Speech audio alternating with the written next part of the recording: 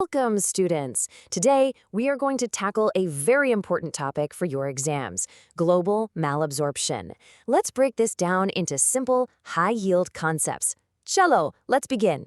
So, first things first, what is global malabsorption? Simply put, it's when your small intestine isn't working properly to absorb all the key nutrients, your carbs, fats, and proteins. Now, fats are especially important here. Why?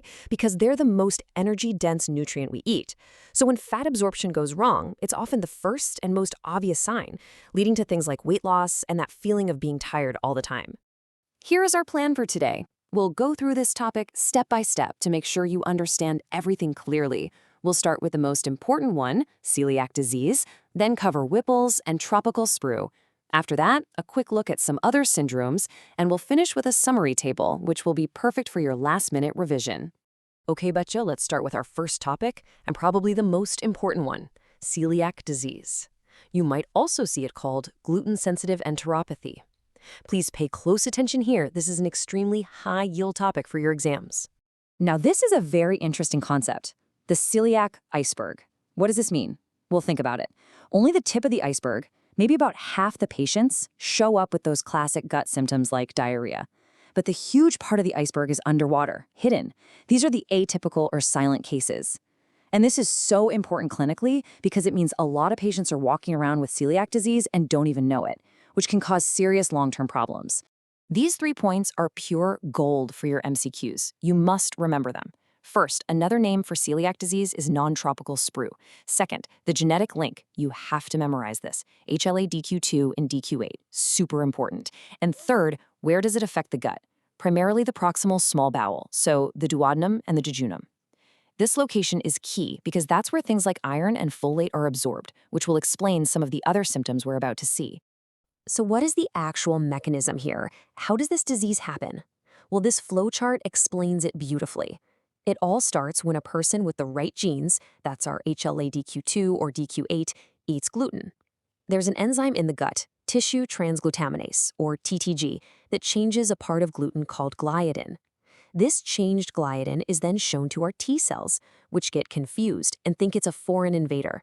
This kicks off a huge immune attack on the lining of our own small intestine, leading to all that inflammation and damage, the villus atrophy, that causes the malabsorption.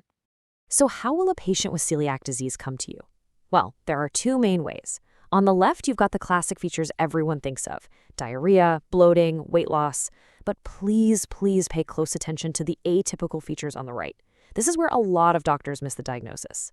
Iron deficiency anemia, for example. Why? Remember we said celiac hits the duodenum? Well, that's exactly where iron gets absorbed.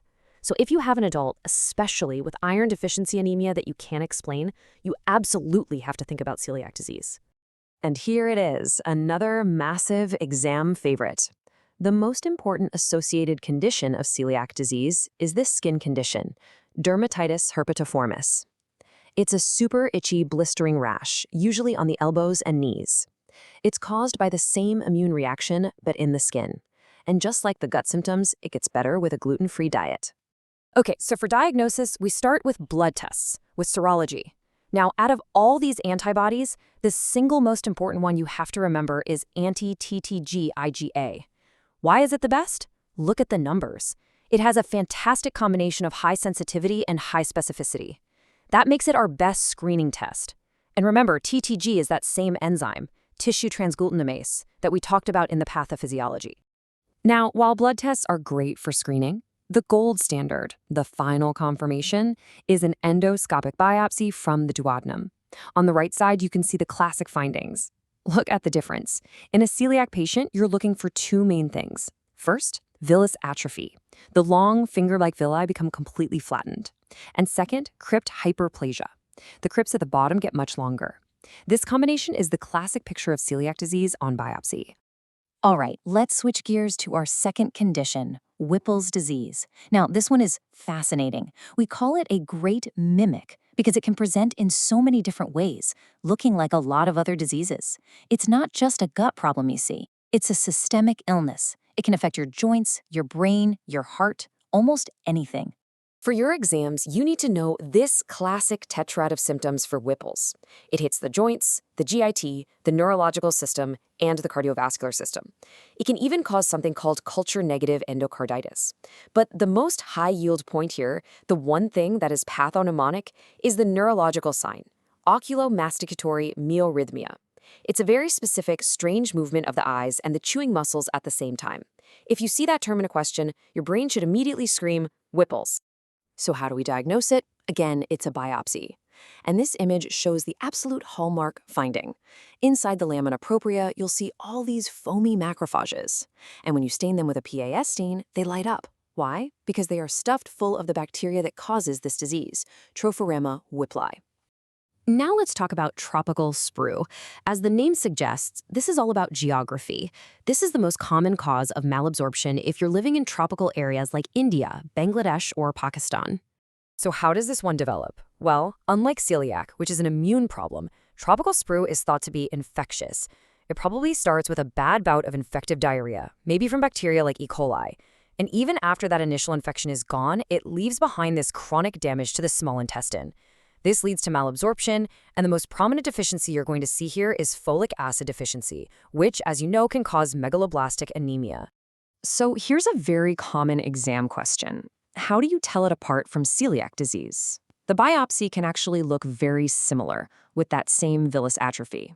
But, and this is the key point, the specific blood tests for celiac, like the anti-TTG antibody, will be completely negative in a patient with tropical sprue. That is the crucial differentiating point. Okay, let's quickly go over a few other important syndromes. This will be a rapid revision, just hitting the absolute must-know points. In short bowel syndrome, patients can get hyperoxaluria and oxalate kidney stones. This diagram explains the why perfectly. See, normally in our gut, calcium binds to oxalate and we just poop it out. But when you have fat malabsorption, all that extra fat in the gut starts binding up the calcium instead. This leaves oxalate all alone and free to be absorbed into the blood. It then travels to the kidney, and you guessed it, forms kidney stones. Okay, let's quickly summarize these. First, bile acid diarrhea. This is what happens when bile acids aren't absorbed properly at the end of the small intestine. They spill over into the colon, irritate it, and cause watery diarrhea. Next, short bowel syndrome is pretty straightforward. It's when a person has less than 200 centimeters of small intestine left after surgery, which just isn't enough to absorb all the nutrients they need. And finally, SIBO, or small intestinal bacterial overgrowth. This is when you get too many bacteria growing in the wrong place, the upper part of the small intestine where they shouldn't be. These bacteria then feast on your food, creating gas, bloating, and causing malabsorption. And finally, let's bring it all together. Here is a single summary table, perfect for your last-minute revision. This will help you lock in everything we've talked about. This table is extremely high-yield, Bacho. It compares our three big conditions side by side. Just look at the key differences. The cause, immune versus infectious. The biopsy, while celiac and tropical sprue both show villus atrophy, only Whipple's has those unique PAS-positive macrophages. And of course, serology is what will help you tell celiac apart from tropical sprue. I really suggest you pause the video here and take a screenshot of this table for your notes. So to wrap up, let's see if we can apply what we've learned with a quick clinical question. You have a patient with dermatitis herpetiformis and unexplained iron deficiency anemia. Based on our discussion today, what is the single best initial test you should order? Think about it. The answer ties together several high-yield points we covered. Going through cases like this is really the best way to make sure the knowledge sticks.